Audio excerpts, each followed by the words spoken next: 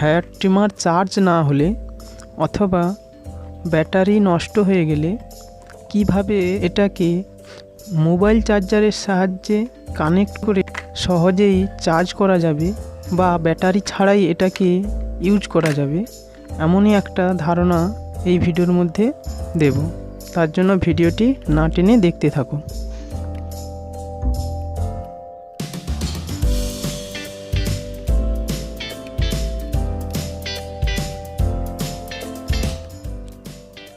Open করার সময় অবশ্যই খেয়াল রাখতে হবে কোনটার পর কোনটা ছিল, না হলে লাগানোর সময় আবার সমস্যা হতে পারে।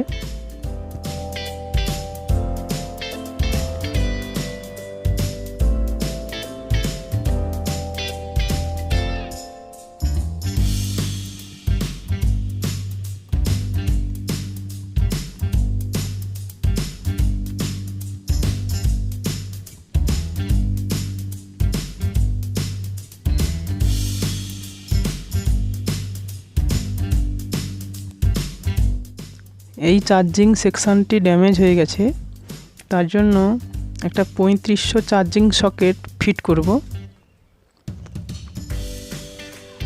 এখন চার্জিং লাইনটি দেওয়ার জন্য ট্রান্সফরমারের আউটপুট নেগেটিভ লাইনটি আমরা ডিসকানেক্ট করে এখানে আমরা চার্জিং প্লাস ও মাইনাস লাইন দুটি কানেক্ট করব।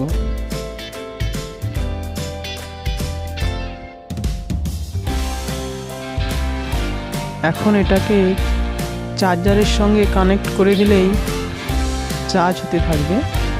ব্যাটারিটি ভালো থাকলে অবশ্যই হেয়ার ট্রিমারটি আগের মতো চার্জ হবে এবং এটাকে ইউজ করা যাবে। ব্যাটারিটি ড্যামেজ হয়ে গেলে বা ব্যাটারি না থাকলেও এটাকে সরাসরি চার্জারে লাগিয়ে ইউজ করা যাবে।